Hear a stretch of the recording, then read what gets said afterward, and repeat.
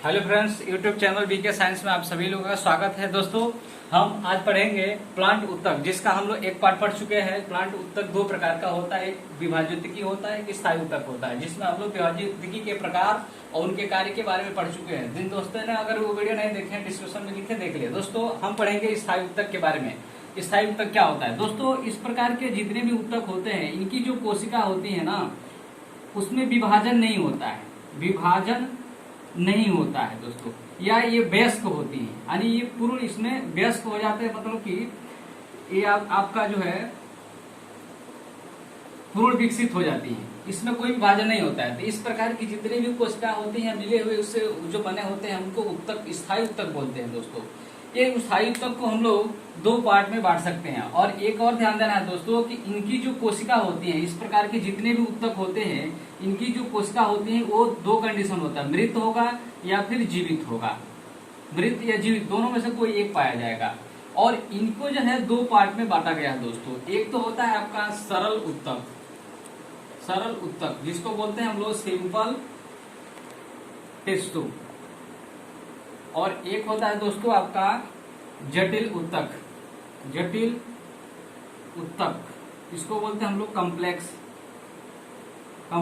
Tissue.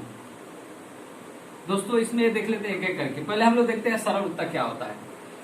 सरल उत्तक में दोस्तों इनकी जो कोशिका होती हैं, जो उत्तक की कोशिकाएं होती हैं, जैसे गोलाकार भी हो सकती हैं, अंडाकार भी हो सकती हैं, जैसे भी हो। अंडाकार ये हो गया जस्ट लाइक, और ये आपका मान लेते हैं कि ये आपका बहुभुजाकार होती है। ये कैसे हो गई? बहुभुजाकार, ऐसे मान लेते। तो इसमें क्या होगा दोस्तों कि इस प्रकार के जो उत्तक होते हैं, उनकी जो कोशिकाएं होती हैं एक ही प्रकार की, यानी सिर्फ एक ही प्रकार की क्या होंगे, एक ही प्रकार की कोशिकाओं से मिलकर बनी होती है, एक ही प्रकार की कोशिकाओं से मिलकर बनी होती है। अगर गोलाकार है तो सिर्फ गोलाकार ही से बना होगा, अगर अंडाकार है तो सिर्फ अंडाकारी से बना होगा, या बहुभुजाकार है तो सिर्फ बहुभुजाकारी से बना होगा।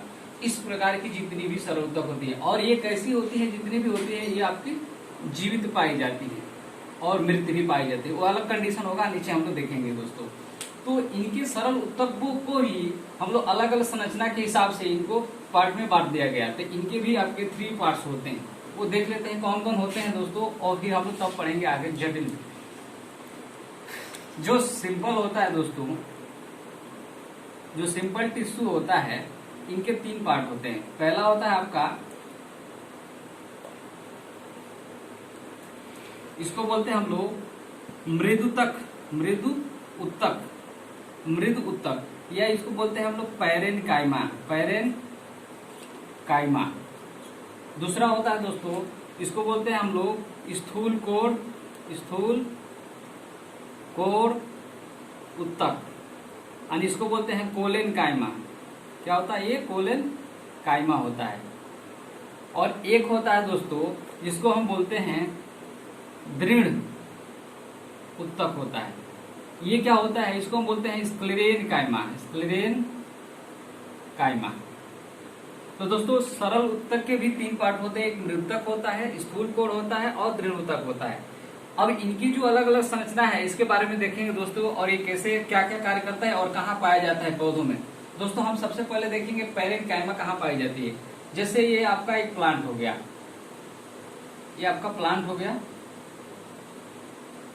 दोस्तों, ये ऐसे मान लीजिए प्लांट हो गया, जस्ट लाइक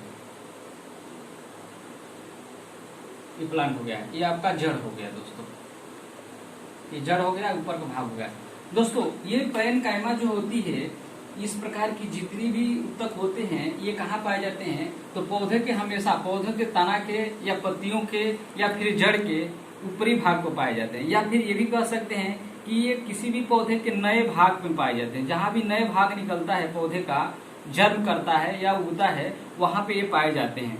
और ये प्रकार की जितनी भी उत्तक होते हैं और इनकी जो कोशिका पाई जाती हैं, ये पत्तियों के एपिडर्मिस में पाई जाते हैं। जैसे पत्ती होगा, इसके ऊपरी परत पे, यानी इसको हम बोल सकते हैं एपिडर्मिस, एपिडर्मिस में ये भाग में पाई जाती हैं। और इनकी जो उत्तक होती हैं, कुछ कोशिकाएं होती हैं, उसमें हरित लवक पाया जाता है। क्या पाया जाता है? हरित लवक, हरित लवक, जिसको हम बोलते हैं क्लोरोइनकाइमा, क्लोरेनकाइमा, इसको क्लोरेनकाइमा भी बोला जाता है। और ये पाई जाती है, इसका मतलब ये हरित लवक है। तो इसका मतलब कि इनकी जो कोशिकाएं होती हैं, जो पैरेन्काइमा की होती हैं, वो प्रकाश संश्लेषण में भी काम करती हैं। प्रकाश संश्लेषण का काम होता है, उसमें भी वो भाग लेती हैं। और इनकी जो कोशिका होती हैं, अगर गोलाकार हैं, ऐसे ऐसे हैं, जैसे मान लेते हैं ये पत्तियों पे हैं, तो इनके जो अंतर कोशिकीय स्थान होता है, यानी दो कोशिकाओं के बीच में या दो से तीन कोशिकाओं के बीच में जो खाली स्थान होता है ना, उसी को हम लोग बोलते हैं अंतर कोशिकीय स्थान। तो ये पर्याप्त मात्रा में इनमें पाया जाता है। इसलिए पाया जाता है कि ये पत्तियों में पाई जाती हैं, तो ये पौधों के श्वसन कार्य में भाग लेती है पैरेन्काइमा। इसीलिए ये अंतर कोशिकीय जो भाग होता है आपका, ये श्वसन क्रिया में भाग लेता है या गैसों का विनिमय करता है, गैसों का विनिमय करता है दोस्तों। और दूसरी बात ये होती है कि ये जितने भी प्लांट होते हैं, कुछ ऐसे प्लांट होते हैं जो कुछ तरल पदार्थ छोड़ते हैं, जैसे कि मान लीजिए आपका गोंद हो गया, टेनिन हो गया, टेनिन और रेजिन हो गया। तो ये जो छोड़ने का कार्य होता है ना, ये आपका पैरेन्काइमा के कारण ही होता है दोस्तों। तो ये रहा आपका पैरेन्काइमा। अब हम देख लेते हैं, दूसरा हमारा आ जाता है कोलेनकाइमा। ये कोलेनकाइमा क्या होती है? ये कोलेनकाइमा भी दोस्तों आपका एकदम इसी की तरह का होता है। ये भी इसी की तरह, कोलेनकाइमा भी आपका सेकेंड जो होती है इसी की तरह होता है, कोलेनकाइमा। कोलेनकाइमा जिसको हम बोलते हैं स्थूल कोण उत्तक। ये भी दोस्तों, ये भी आपके पौधे के नए भाग में भी पाए जाते हैं। ये भी नए भाग में पाए जाते हैं। जैसे पौधा हो गया, यहाँ भी नए भाग हो गया, कहीं भी हो गया, चाहे जड़ में, तना में हो गया या फिर आपका पत्तियों में हो गया, ये पाया जाता है। लेकिन एक चीज कॉमन है, एक वो अलग होता है, इससे डिफरेंट होता है, क्योंकि जो कोलेनकाइमा होती है, स्थूल कोण होता है, ये जड़ में नहीं पाया जाता है। ये जड़ में नहीं पाया जाता। कौन सा? आपका कोलेनकाइमा। कोलेनकाइमा दोस्तों ये जड़ में नहीं पाया जाता है, लेकिन पैरेन्काइमा तना, पत्तियों और में पाया जाता है और जड़ में पाया जाता है। लेकिन कोलेनकाइमा आपका जड़ में नहीं पाया जाता, बाकी सब सेल की तरह हो। लेकिन ये ध्यान देना है कि दोस्तों कि जैसे ये आपकी मान लीजिए पैरेन्काइमा है, ये आपका पैरेन्काइमा हो गया, तो ठीक जहां पैरेन्काइमा पाई जाती है, जस्ट उसके नीचे ही आपका ये कोलेनकाइमा पाई जाती है। जस्ट उसके नीचे ही आपका कोलेनकाइमा पाई जाती है। और ये और जगह भी पाई जाती है। जैसे मान लेते हैं कि पत्ती का ये डंठल है, या फिर आपका फल का डंठल होगा, मान लेते हैं ये फल हो गया, या अगर कोई पुष्प हो गया, तो इनके जो ये डंठल के जो ट्रेंडिस होते हैं, ये पार्ट होते हैं, ये वाले पार्ट यहाँ पे यहीं पे ये पाई जाती है आपकी कोलेनकाइमा। यहीं पे आपकी कोलेनकाइमा पाई जाती है, कोलेनकाइमा दोस्तों।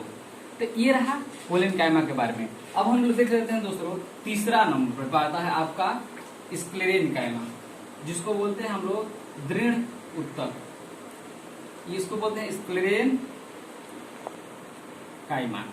दोस्तों स्क्लेरेनकाइमा के बारे में देख लेते हैं। इस प्रकार की जितनी भी उत्तक की कोशिकाएं होती हैं वो मृत पाई जाती हैं। वो कैसी पाई जाती हैं? वो सब मृत होती हैं। इस प्रकार की जितनी भी कोशिकाएं होती हैं उत्तक की, वो सब मृत पाई जाती हैं।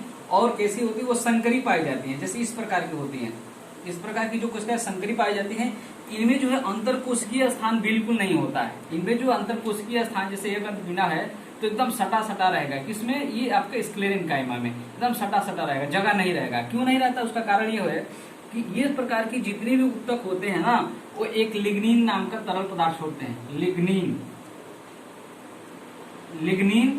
लिग्निन नाम का तरल पदार्थ छोड़ते हैं, जो कि ये जब निकलता है तो उनकी कोशिकाओं के बाहरी परत पे ये जम जाता है, और जमने के कारण ये बहुत कठोर हो जाता है। और इसीलिए इस प्रकार की जितनी भी कोशिकाएं होती हैं वो कठोर होने के कारण इन प्रकार की उत्तक पाई जाती हैं। ये सबसे ज्यादा जो भी रेशेदार आपका पौधा कोई भी होगा, या पुष्प होगा, फल होगा या छाल होगा, ये छालों में पाया जाता है ज्यादातर।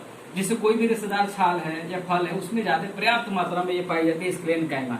जैसे कि आपका नारियल का पौधा, नारियल का जो फल होता है, जो ऊपर से हम छिलका हटाते हैं, जो रेशेदार होता है, फाइबर होता है, इसमें पर्याप्त मात्रा में आपका स्क्लेरेनकाइमा पाई जाती है दोस्तों।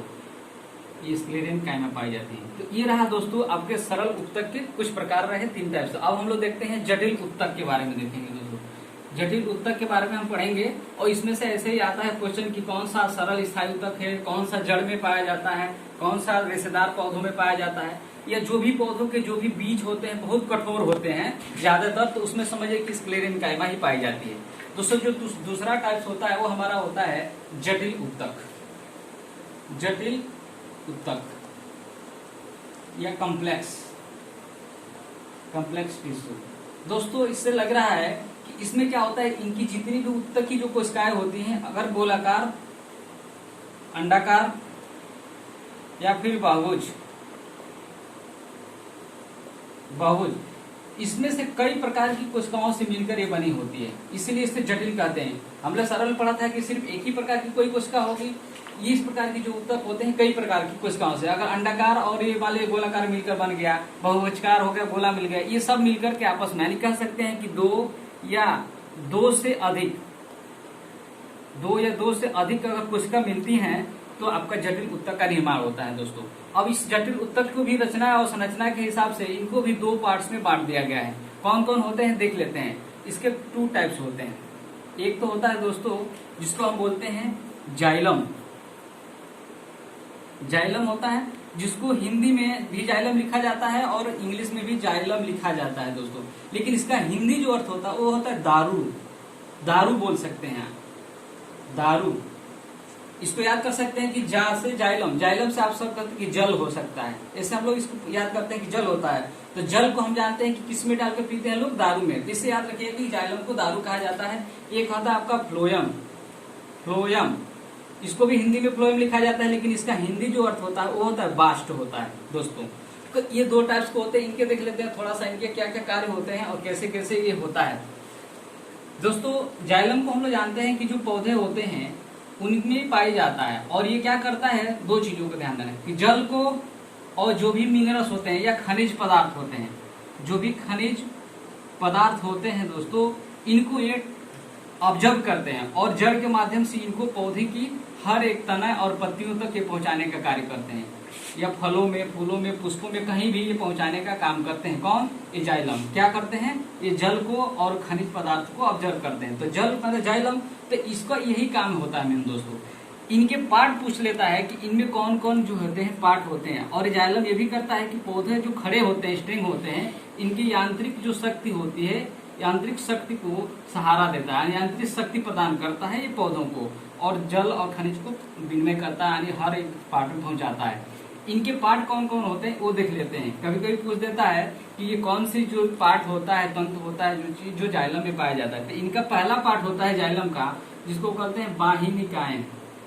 वाहिनिकाएं, जिसको बोलते हैं ट्रेकिस, ट्रेचेट्स। दूसरा होता है दोस्तों वेसल्स, जिसको वाहिकाएं बोलते हैं, वाहिकाएं, जिसको बोलते हैं वेसल्स, वेसल्स। और तीसरा होता है आपका जाइलम, जाइलम तंतु, जिसको हम लोग जाइलम फाइबर्स भी कहते हैं। चौथा हो जाता है आपका जाइलम पैरेन्काइमा, पैरेन्काइमा। दोस्तों इसमें ये कभी कभी दे देता है कि ऑप्शन में कि कौन सा आपका फ्लोएम का पार्ट है, कौन सा आपका जाइलम का पार्ट है, और उस तरह से हमको छांट देना होता है। तो वाहिनिकाएं पाई जाती हैं, वाहिकाएं होती हैं, जाइलम तंतु पाया जाता है, और जाइलम पैरेन्काइमा पाई जाती है जाइलम में। बस इसका यही कार्य होता है मेनली। अब देख लेते हैं दूसरा दोस्तों फ्लोएम होता है। फ्लोएम का कार्य क्या होता है इसको भी देख लेते हैं। फ्लोएम दोस्तों जो होता है ये आपका, जिसको बास्ट बोलते हैं, ये क्या करता है कि जब हम जाइलम, हम जानते हैं कि हर जल को और मिनरल्स को, खनिज मिनरल को ये पत्तियों और पौधों की फलों तक पहुंचाता है, जिससे पौधे क्या करते हैं, प्रकाश संश्लेषण की क्रिया करके और खाना बनाते हैं, यानी भोजन बनाते हैं। तो ये क्या करते हैं फ्लोएम कि बने हुए भोजन को, जो पत्तियों द्वारा बने हुए भोजन होता है, इनको पौधे के हर पार्ट में पहुंचाने का काम करते हैं, यानी जड़ में भी पहुंचाते हैं और पौधे के हर तना में ये पहुंचाने का काम करते हैं। ये जाइलम का, फ्लोएम का यही मेन कार्य होता है दोस्तों। इनके भी कुछ पार्ट होते हैं, वो देख लेते हैं कौन कौन इनके पार्ट होते हैं। इसमें होता है पहला दोस्तों फ्लोएम में चालनी नलिकाएं होती हैं, नलिकाएं, जिसको बोलते हैं दोस्तों हम लोग सीव ट्यूब्स बोल सकते हैं। दूसरा होता है दोस्तों सहकोशिकाएं,